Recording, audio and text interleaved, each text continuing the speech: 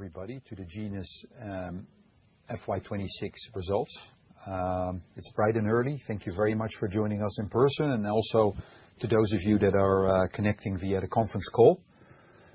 It's a pleasure to see you this morning. My name is Jurgen Koki, and I am the Genus CEO. This has been an excellent first half for the group, and I want to start by thanking all of my colleagues for their hard work and dedication in making this possible. We've delivered strong profits alongside substantial strategic progress. We're executing well against our priorities in both PIC and in APS, while taking important steps to strengthen our long-term growth platform. I now want to point you to the customary disclaimer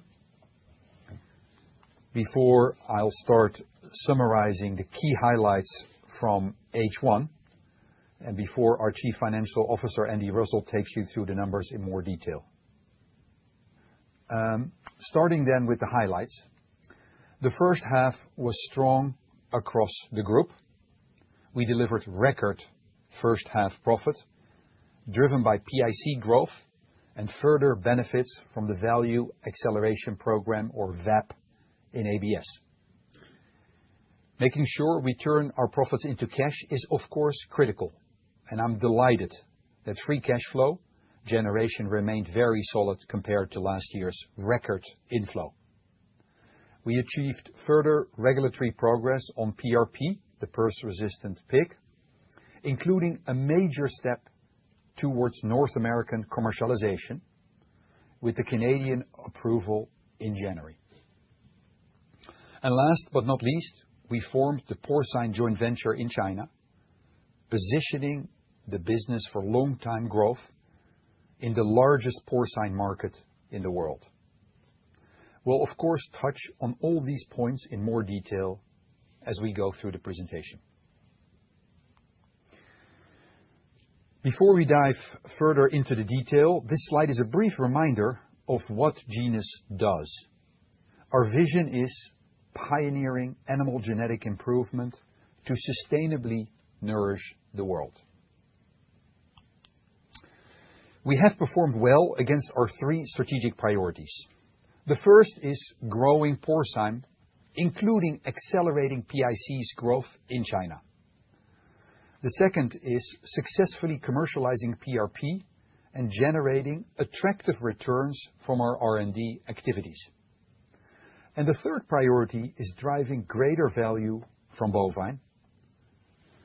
Progress against each of these priorities contributed meaningfully to our financial and strategic progress in H1. We'll discuss the impacts in more detail. Before I hand over to Andy, I did want to pause and reflect on the significant transaction that we completed in January. As many of you will know, the formation of our porcine joint venture is a significant strategic step. It creates the right platform to capture the substantial growth opportunity in the largest porcine market in the world. I'd like to remind you that half of the world's pigs are in China. Our partner, Beijing Capital Agribusiness, or BCA, is partially owned by a very large state-owned agribusiness with commercial interest across the wider food and beverage sectors. We've worked very well with BCA for over 5 years now, and we believe the partnership of the two companies will create significant value for our shareholders. We're very excited to partner with BCA as we execute against the tremendous opportunity in China for the PIC business. Let me now turn the presentation over to Andy, who will take you through the financials.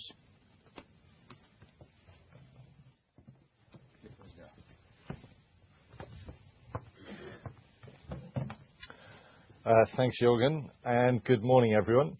My name is Andy Russell, and I'm Genus's CFO.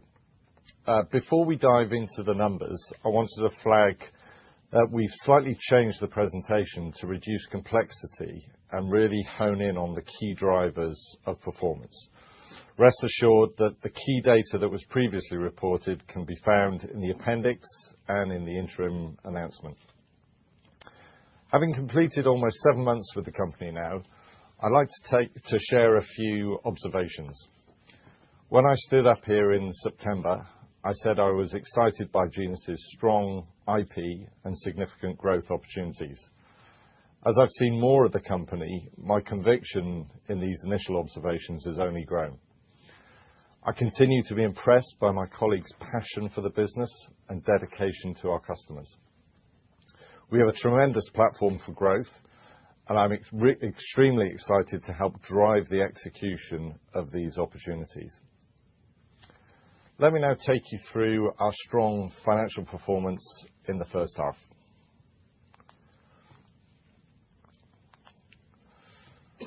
On this slide, we're showing our headline group financials.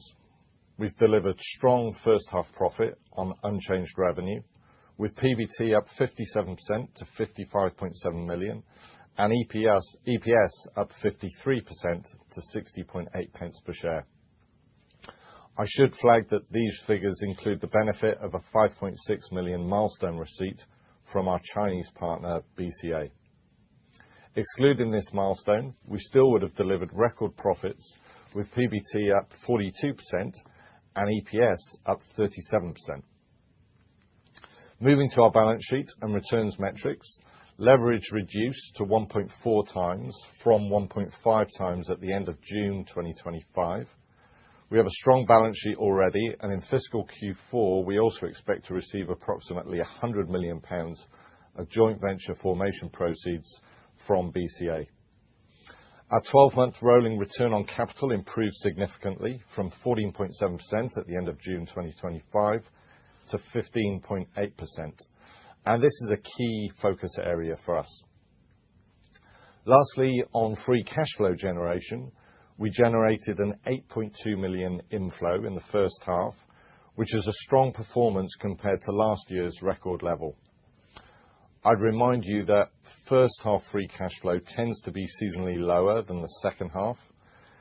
Conversion of 60% looks a bit lower than you might expect. However, this was predominantly driven by the timing of the receipt of the BCA milestone and dividends from Agroceres, our JV partner in Brazil.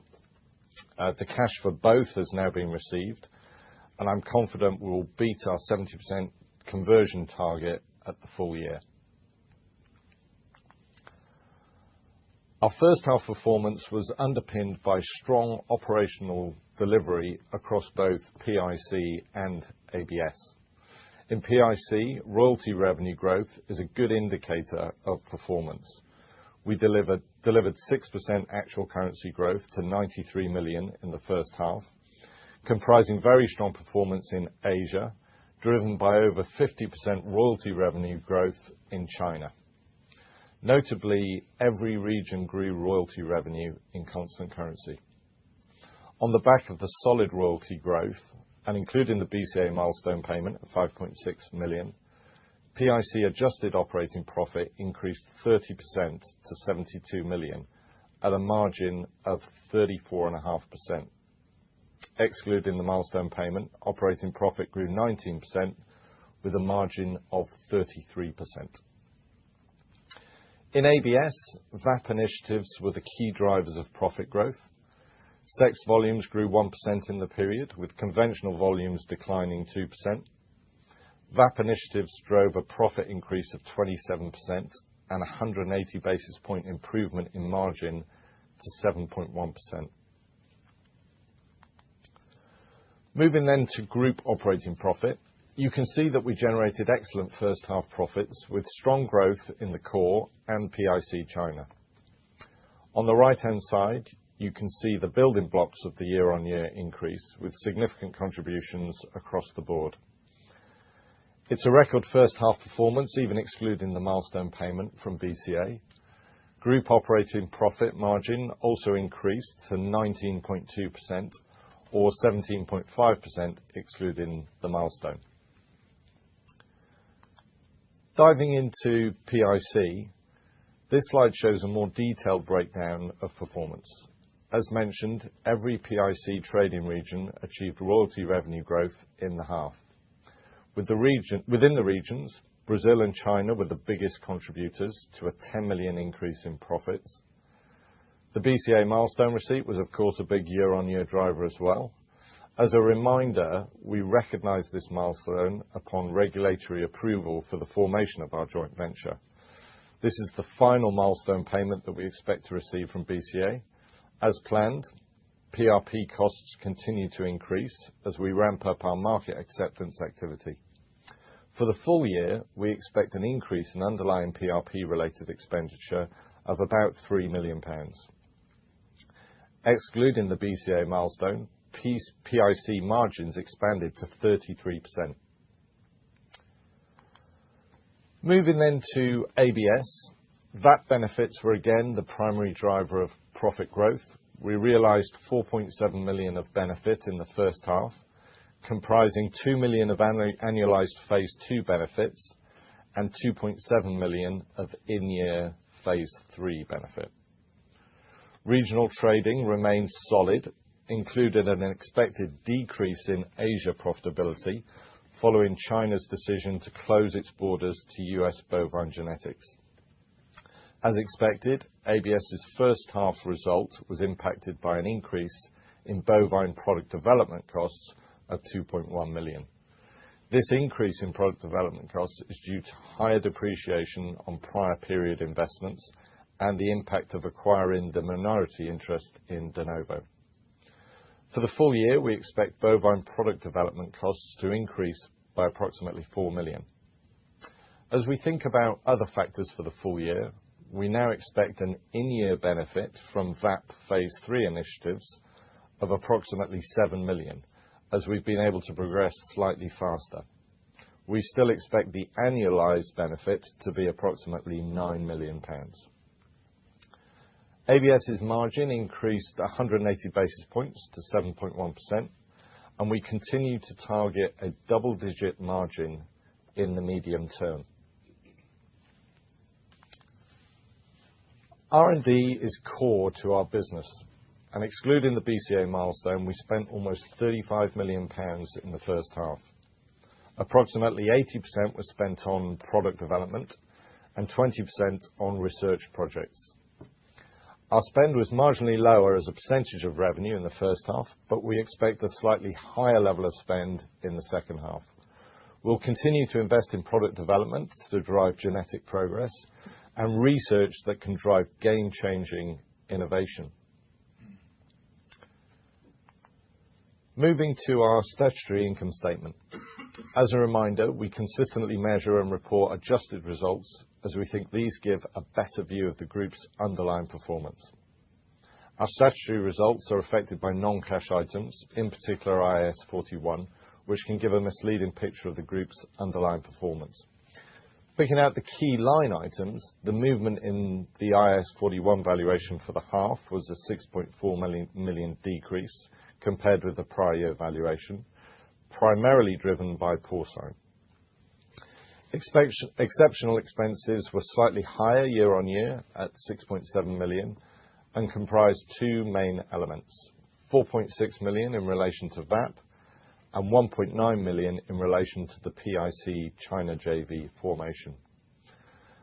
Based on what we can see today, we expect lower exceptional costs in the second half. In summary, statutory operating profit and PBT were significantly ahead of the prior year. Moving to free cash flow. We generated 8.2 million in the first half, which compared to a very strong 10.3 million last year.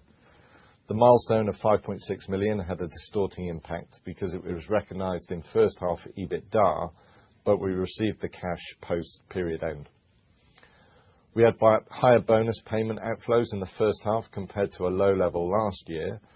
These bonus payments are driven by prior full year outcomes, and FY25 was of course a lot stronger than FY24.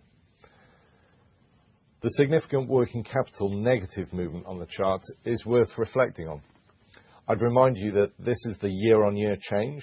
Last year we had a significant working capital improvement due to a decrease in bovine inventories and receivables. We're pleased to have held onto those gains, but the year-on-year impact is of course a negative. There's also a positive impact of lower cash exceptionals in the half. Overall, we're pleased with the first half cash generation, and I'd remind you that second half cash generation is typically seasonally stronger. With what we can see today, we're expecting a step up in H2 free cash generation, such that we expect FY26 free cash flow to be above FY25's record level. Following on from free cash flow, our balance sheet continues to strengthen, with leverage reducing from 1.5 times to 1.4 times. Gross debt increased marginally to 233 million at 31 December 25, with higher EBITDA driving the leverage reduction. Following formation of our porcine JV in China, we expect to receive approximately 100 million in fiscal Q4 of FY26. 12-month rolling ROIC improved materially to 15.8% in the first half, albeit this includes the BCA milestone. As a result of our strong financial progress, the board is proposing an interim dividend of 11.2 pence per share, compared to last year's 10.3 pence per share. Back in September, I outlined our high-level capital allocation framework. We believe we're moving into a new cash flow paradigm. FY25 was a record year for free cash flow, and we believe FY26 will be even stronger.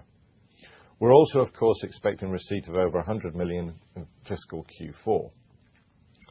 I therefore wanted to provide some additional granularity on how we assess and prioritize capital deployment. Before we deploy any capital, we must secure our balance sheet. A strong balance sheet de-risks the group and gives us strategic optionality.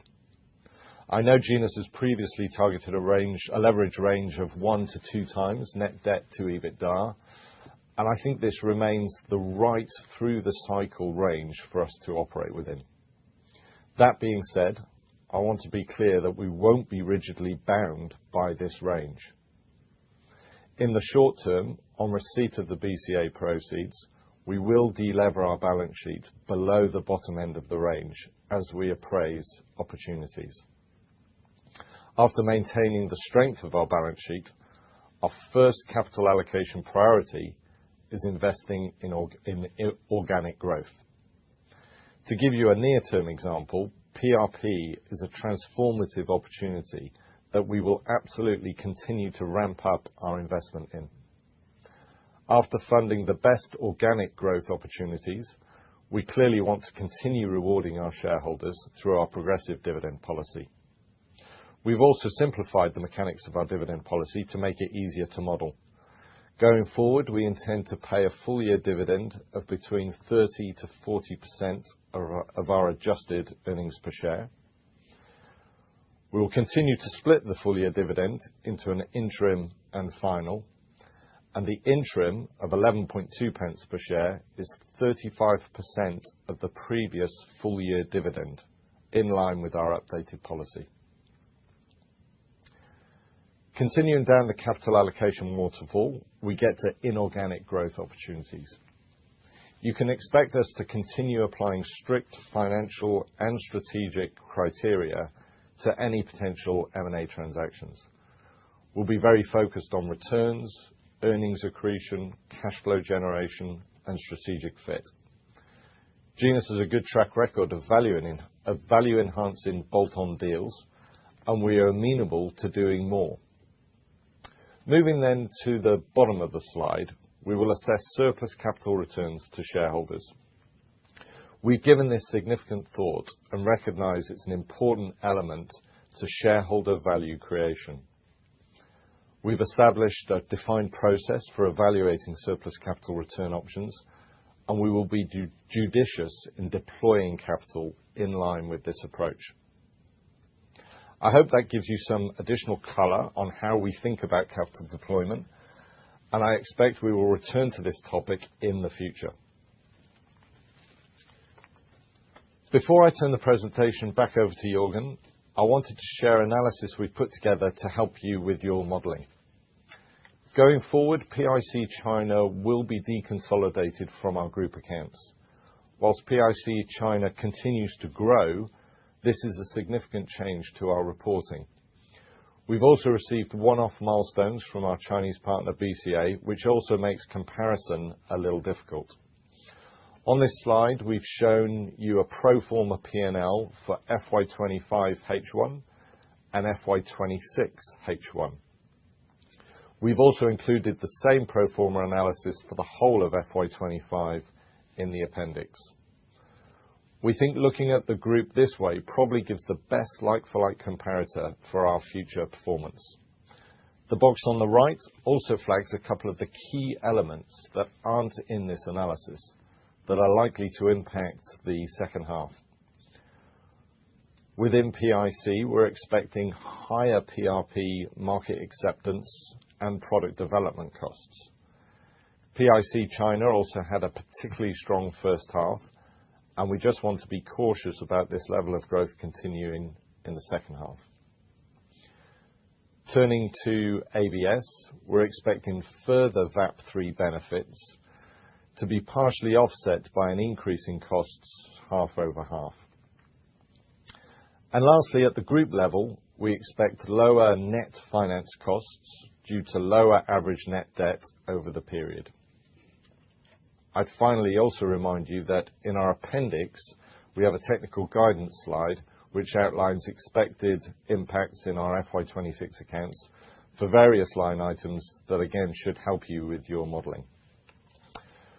With that, let me now turn the presentation back over to Jørgen to take you through our strategic progress and outlook for the rest of the year.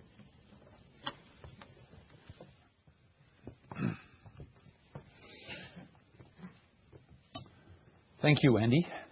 Let me now take you through the excellent strategic progress we've made in H1.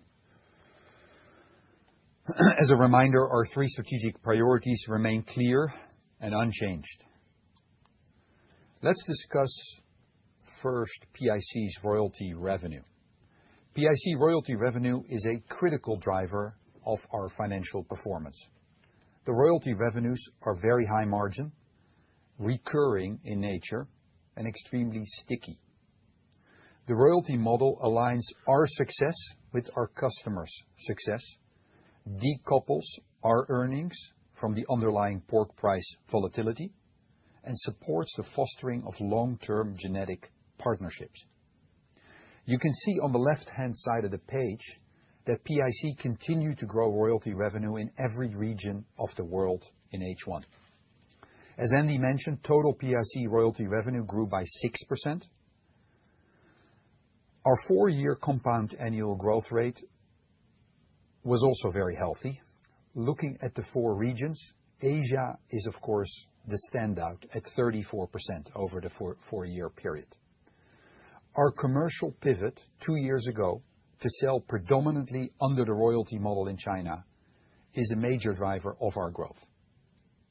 We generated around £93 million of royalty revenue in H1, and continuing to drive royalty growth is a significant area of focus for us as we move forward. Moving to PIC China, which of course is part of PIC Asia, we achieved a very strong improvement in operating profit in H1. The chart on the left demonstrates that this was predominantly driven by a more than 50% increase in royalty revenue in China. Again, this is in line with the change we made in China to our commercial approach, which is now focused on selling under the royalty model. I'm also really pleased that the strong financial performance was achieved despite a weak market backdrop, as pork prices in China have been low. This highlights the value our genetics can bring to our customers in China, just as they do elsewhere in the world. The right-hand side of the chart is a reminder that post-period end, we formed our strategic porcine JV in China with BCA. We are very excited by the platform this creates as we seek to execute against the tremendous opportunity for growth in China. Moving then to our second priority, we continue to make steady progress on PRP regulatory approvals globally. January marked another major milestone towards North American commercialization, with Canada approving the use of the PRP gene edit. As a reminder, to commercialize in North America, we still believe we also need the Mexican and Japanese approvals.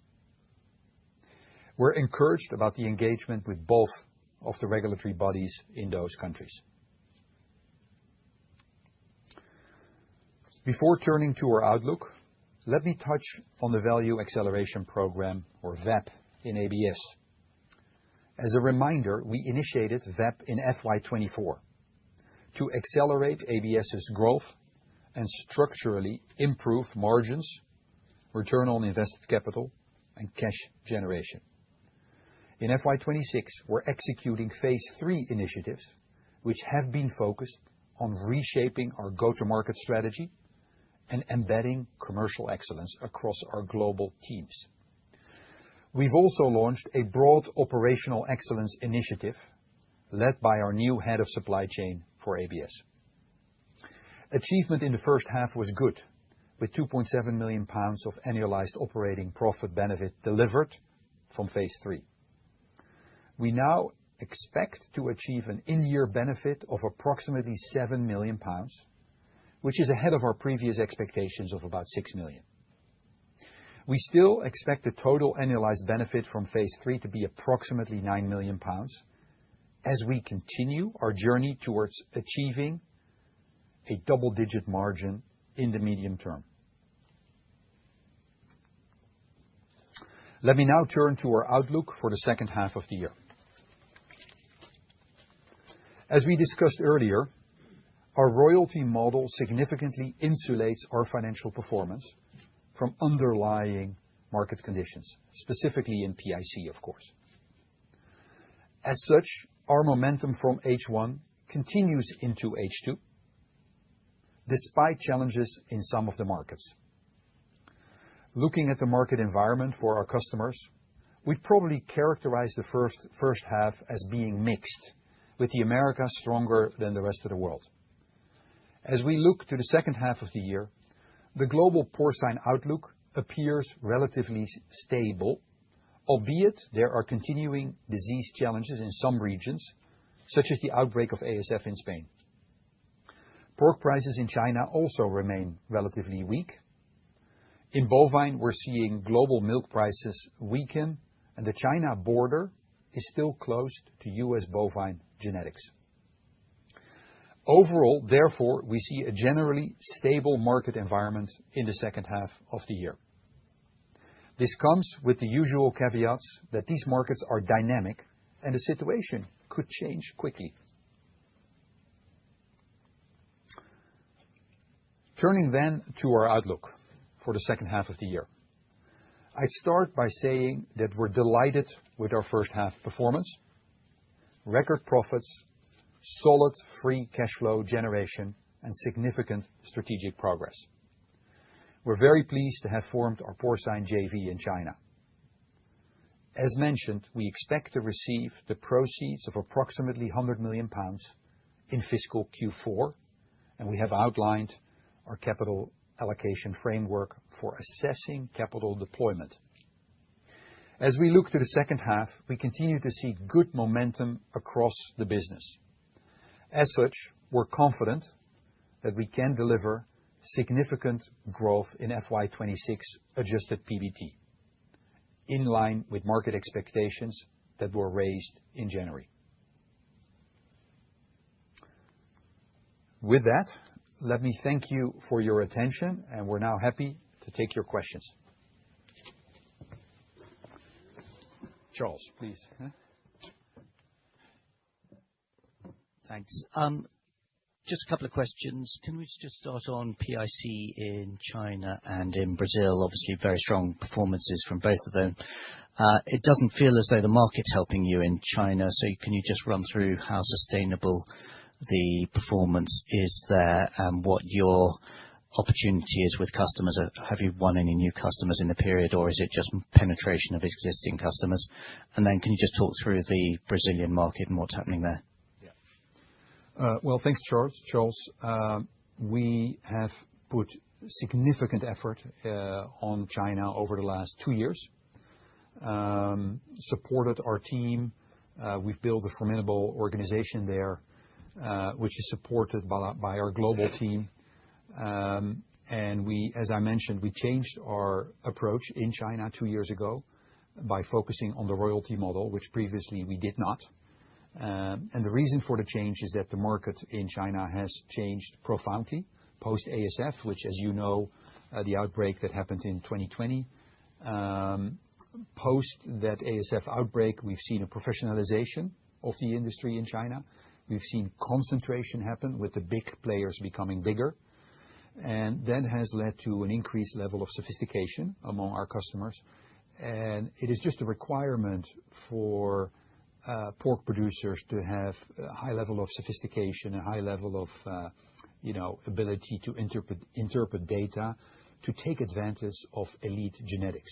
And so we've seen that Chinese market become much more conducive to using advanced genetics, and we've taken advantage of that. So specifically to your question, we have won a very significant number of customers over the last 2 years, about 25 new customers, and we won additional new customers in FY25.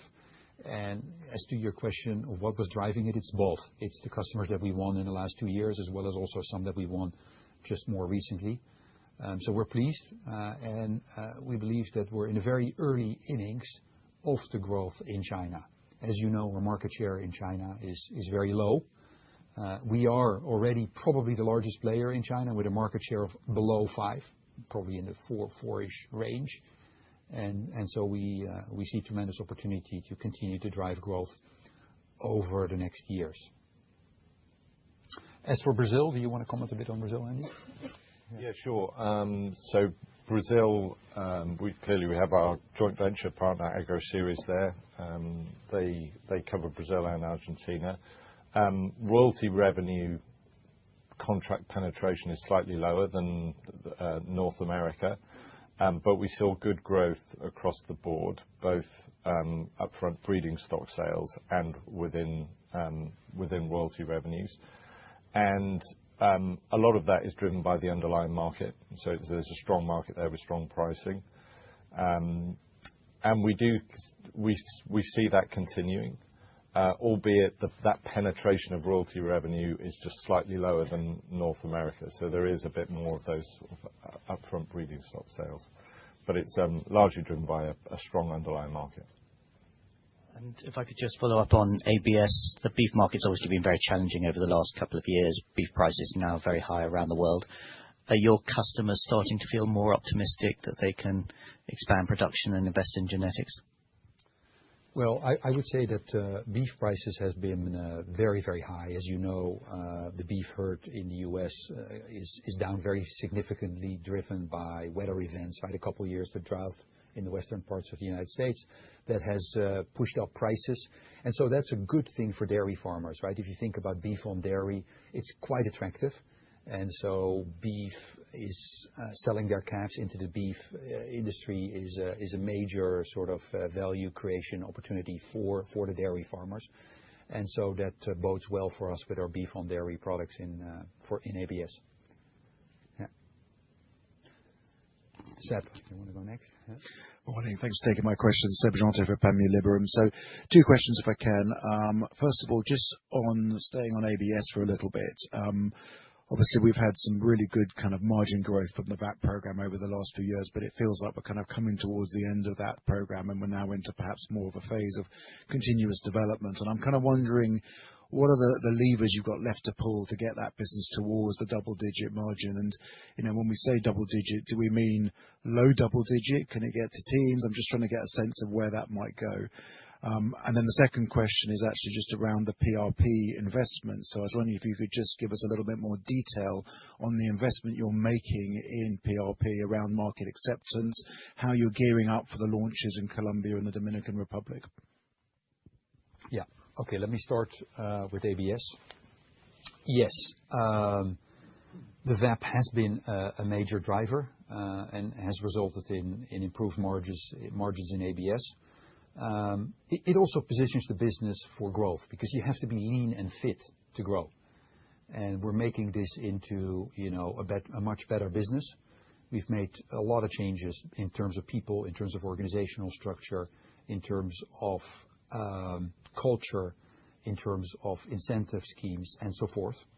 But you're right, a major transformation program will have a beginning and an end, probably, right? And we're certainly looking beyond VAP. And there's two major initiatives and value drivers that we're embedding in ABS as we speak. One is around commercial excellence, which is a broad sort of theme around strengthening our go-to-market activities. And I'll give you a few examples of what we are doing. We are standing up inside sales desks, for example, that have a lower cost to serve for, let's say, smaller and more transactional customers so that the field sales force can focus more on the largest and most attractive opportunities. We have expanded our sales agents and authorized representatives network, and in some cases, we have reduced our own field sales force because we felt that was a more appropriate and more efficient way to go to market in certain geographies. We are also investing in certain capabilities. For example, we are hiring hunters that are incentivized to hunt in certain sales territories, so very much more rewarded on the basis of growth. We have invested in a pricing manager with very clear pricing methodology and pricing guardrails. And we have been doing a lot of work on pricing over the last really 2.5 years, but we're embedding and institutionalizing that in our business. And you need to anchor that with processes and also with people and capabilities. We have brought in a sales compensation manager, for example, an expert in that regard. How do we incentivize our people, for driving results that align with our objectives? So those are just a few examples, but there's many, many more. And so we're really standing up that capability. That's on the commercial excellence. The other lever that we're pulling, Seb, is around operational excellence, which is a broad theme that's used across manufacturing businesses widely. And so we have hired a new supply chain leader for ABS. He's been with us now for about a year. He's a world-class expert in Lean and Six Sigma, which is about eliminating waste from the business and driving efficiencies. We're taking all of our people in operation through the Toyota training philosophy. And we're setting the appropriate targets for the people in the business, continuous improvement targets to actually deliver savings. To give you a few examples, what we're working on, we're moving the ABS Intelligent Labs to 24/7. They operate 5 days a week, so that drives more throughput through your labs, so thereby you lower the cost. We're implementing further automation. And so there's lots of opportunities that we're pursuing in that area. Clearly, we haven't made the decision on VAP and the future. We're very focused on delivering the result in H2, but we're not sitting still, and we're clearly thinking beyond VAP. Now, maybe on PIC, maybe on the target, Seb. We think that double-digit operating profit margin is an appropriate target. Let's get there first. And once we hit that target, we will always be ambitious, and we'll also set more targets, but let's get to the double digits first. Yeah, you want to talk about PRP? PRP investment, yes. So you'll have seen on page 14, in the first half of this year, we spent almost 5 million. It's a 1 million increase on the same period last year. In the second half, that growth will expand, and that we'll spend an extra 2 million compared to second half last year. So full year, about 3 million up, which is about 13 million in the year of spend on PRP. There's quite a diverse range of spend within that bucket. Clearly, we have a lot of animals that we continue to maintain, so there's costs of running the farms. But then there's also the The other costs around marketing, focus groups, and a lot of work we're doing around the broader market acceptance piece. So there's a broad range of spend which we continue to invest in and increase that investment as we go through, and we expect a further increase in the spend next year into FY27. Sorry, just on what are you doing in Colombia and the Dominican Republic, and when do you think you might be launching in those markets? Yeah.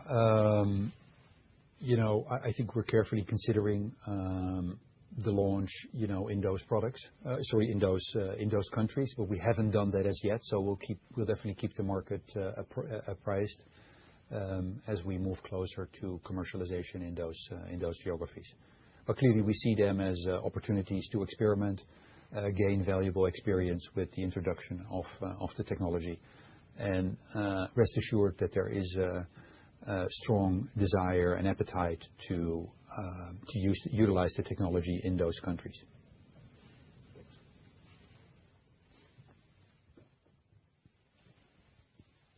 Hi, thanks. Sean Conroy from Shore Capital. I'll just sort of follow on from Seb's question really around that investment into the PRP program. I mean, is that going to be more a consumer level, or is that more a producer level that you're trying to drive that acceptance ahead of the launch?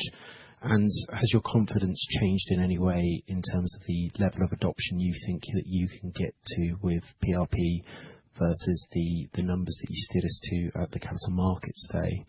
And then just on ABS as a follow-up question, do you see any risk that the margin improvement story at ABS is going to become a distraction from the growth opportunity that you have in porcine? Okay. Sean, thank you. In terms of our investment in PRP, PRP, of course, is a transformative new technology. CRISPR-Cas9 gene editing was awarded the Nobel Prize for chemistry. The technology is used in pharmaceuticals. For example, there's a successful drug that is used for treating sickle cell anemia. There's also a lot of work on crops. I think about 500 different crops where the technology would be used. As a reminder, GE is different from GMO. I mean, we do not use any foreign DNA. It's essentially disabling the receptor for the disease. It's been very rigorously reviewed by regulator, most recently in Canada, prior to that in the USA, where we've submitted all of the safety and efficacy data, really reviewed over multiple years. And if you think about a new technology like this, right, there's first the scientific and technical risk hurdle that you need to overcome. Then you get the regulatory risk. We're making good progress. And then you have the market acceptance. We obviously have invested in all three, but there's sort of a sequence, right? In the beginning, you do a lot of studies on the animals. Then there's, of course, the regulatory work where we had to hire people, work with consultants, pull dossiers together. The market acceptance work has been going on for a long time. We have hired public relations experts, people that speak at conferences. We speak at conferences, I would say, probably multiple times a month. We have a website that is the PRRSresistantPig.com, which in essence is consumer facing. I would highly recommend everybody to go to that website. It's very informative. You can read studies, consumer studies. You can read about what experts in this field say about the technology. So yeah, I mean, the market acceptance is an area where we're very engaged at this point. We welcome a debate with all of the stakeholders. To your question, the ultimate decision makers will be our customers' customers. I think it will be the brand owners and the retailers will have a key influence on that. As to your question on ABS, is it a distraction? I would say no.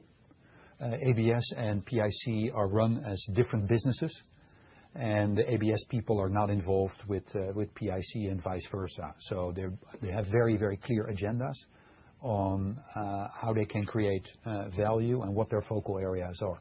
So we're not worried about that. Perfect. Thanks.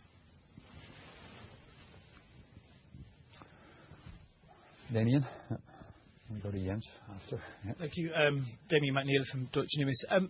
First question is on the third pillar of your capital allocation policy, inorganic opportunities. Can you give us a sense of what the current pipeline looks like, what the sort of priorities may be in that area, and any guidance around returns metrics that you're looking at there? Yeah, maybe I'll talk a little bit about M&A and then hand it over to Andy. Look, I think what is so great about Genus is that we have fantastic organic growth opportunities to create shareholder value. And as such, M&A is not a must-do for us. The priority is really to deliver against the PRRS-resistant pig, to improve the economics of ABS, to take advantage of the opportunity that we have in China, and to continue to grow our business.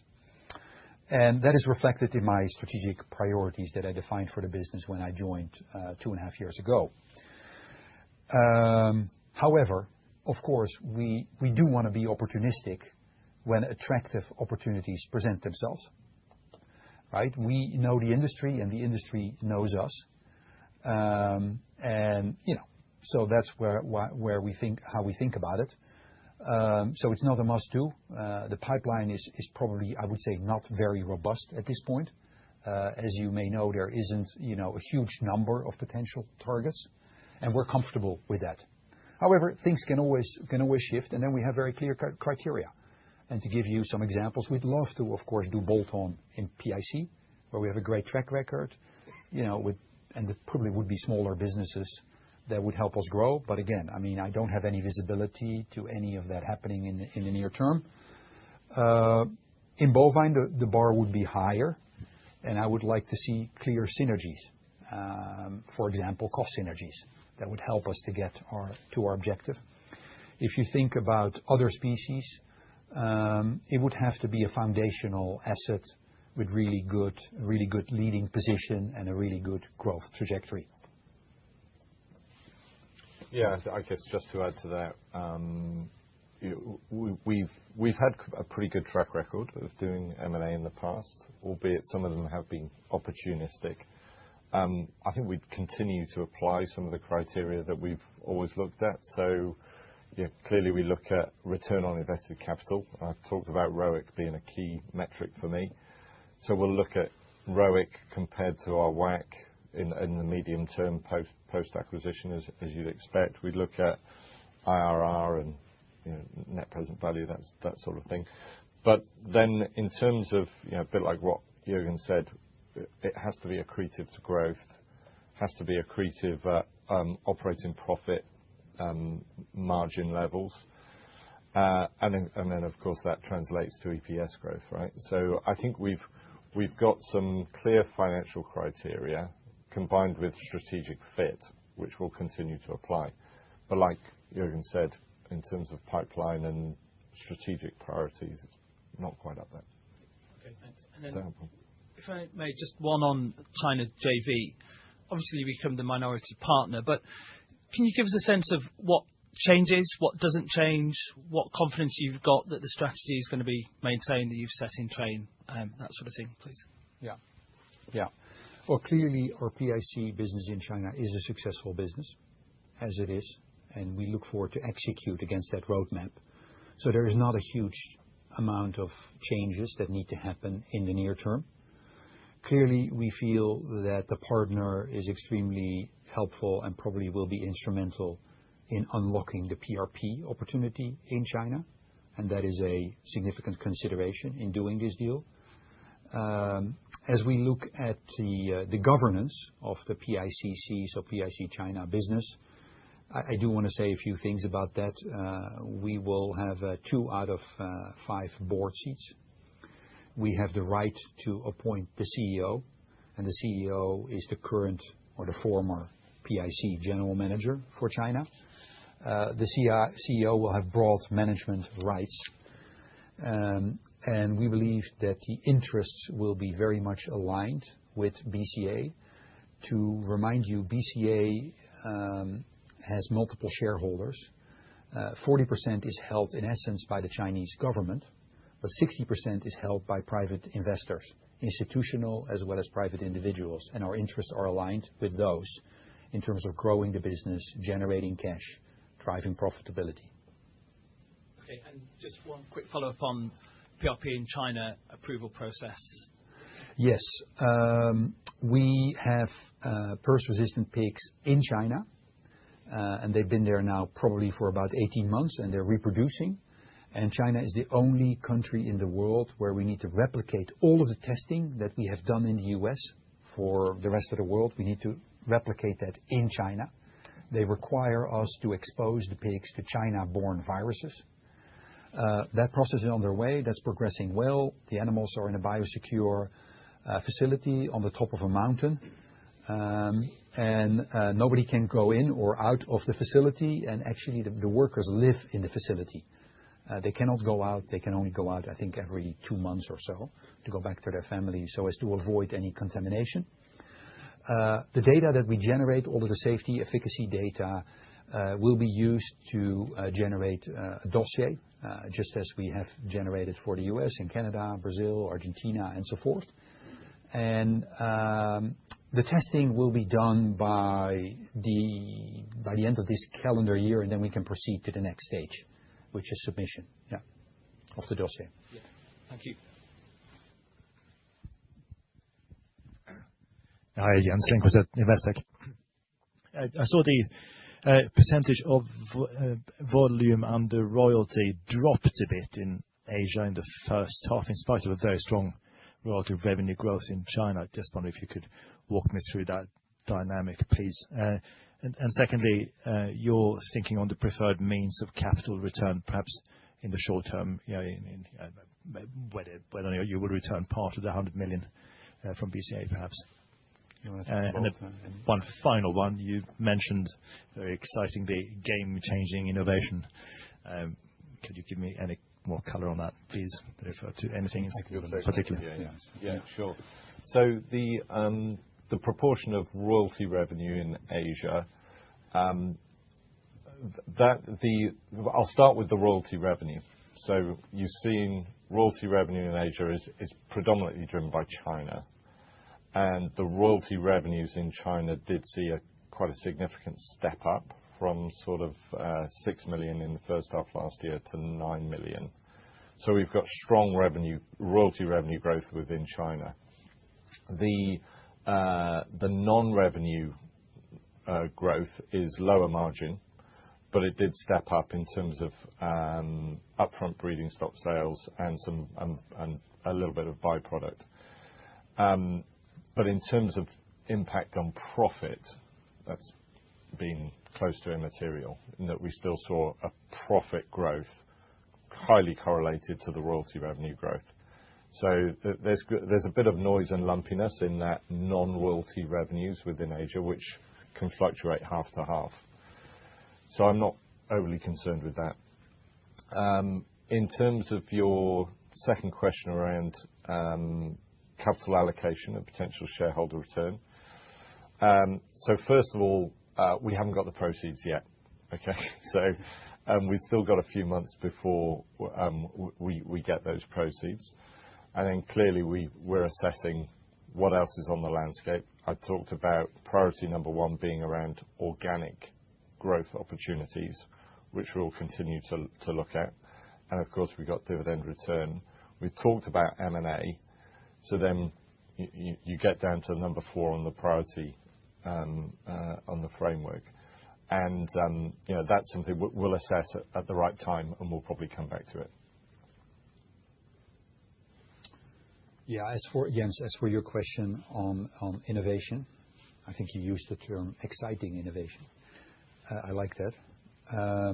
Yeah, you're right. I mean, we spent a significant amount of money on ensuring that our products are leading edge. It's about 10% of revenue. 80% goes in product development, about 20% in more game-changing breakthrough R&D. I think your question is more about the breakthrough R&D. The focus has been on disease-resistant animals, and PRP is a case in point. That obviously is quite a long journey. And we have previously talked about other potential diseases that we're interested in, and we named ASF. But we have to be very careful because there is, of course, we're still in the discovery phase. So that means that we do not have a proof of concept. It also means that we don't have intellectual property. So it's too early to talk about a path towards commercialization. As you know, these things could take a while.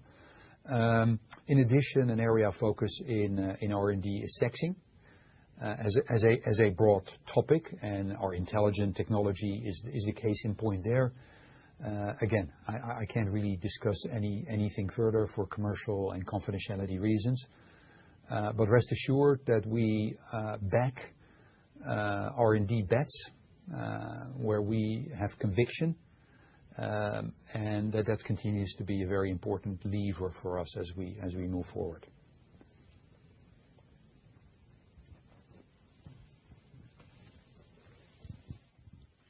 Thanks. Adam Tomlinson from Berenberg. Just a follow-up on PRP in China. So you talked about the regulatory process there, but I'm just wondering if you have any kind of, in terms of market acceptance, your activity that you've been undertaking over there, just any steer on that. I think a lot of the surveys you've done in terms of the consumer's view have been US focused. So just anything around any colour you can give that on what's happening in China in that sense would be great.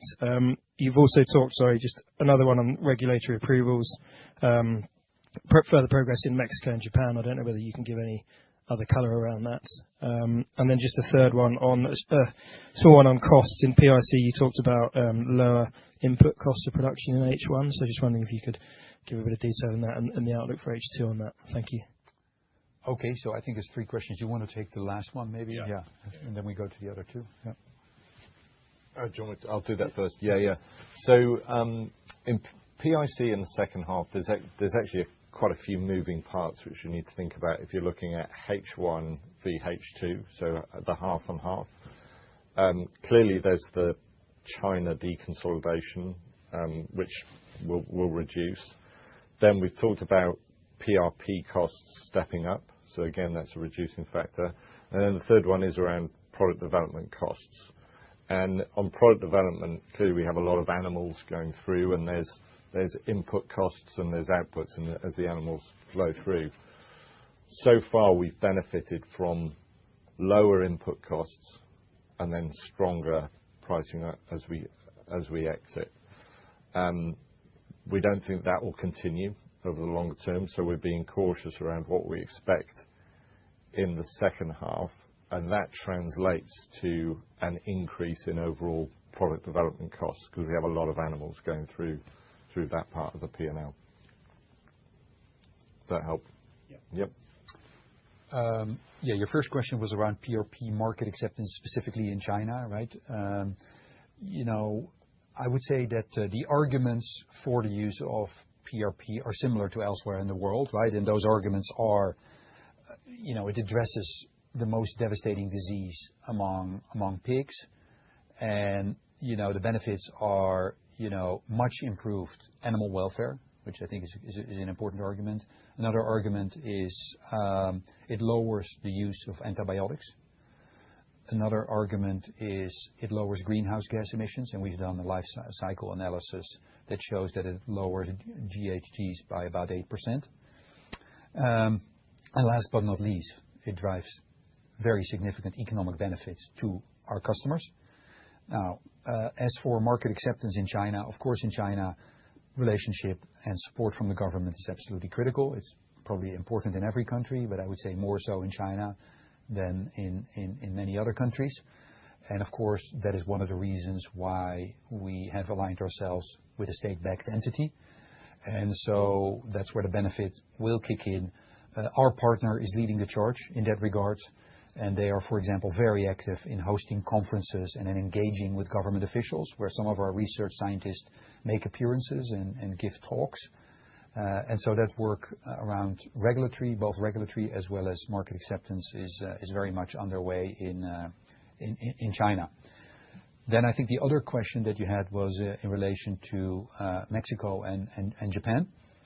So we are, as I mentioned, we're encouraged about the interaction with both regulators. We've been in very, very active dialogue with both of them for years now, similar to the US and Canada, right? The process has taken years, literally. If we think about Mexico, we're dealing with an organization called Senacica, which is more or less the equivalent of the FDA. We're also dealing with SADER, which is the Ministry of Agriculture. We believe that they're very receptive based on all the information that we have provided. What is somewhat different in Mexico is that there isn't a very clearly defined pathway towards getting a technology like this approved. What is very helpful, we believe, is that we get very strong support from Mexican pork producers. So they're active in making their position known to the government. Mexico definitely has a purse problem. So there is, I would say, a strong desire to adopt the technology in Mexico. I would say Japan is maybe a process that is somewhat more similar to what we have seen in Canada and the US, but certainly not exactly the same. Certainly, it appears to be moving, a little bit more deliberately, a little bit more slowly. But Japan does have a record of supporting modern biotechnology. They have approved other gene-edited products. So we remain optimistic about both countries, really.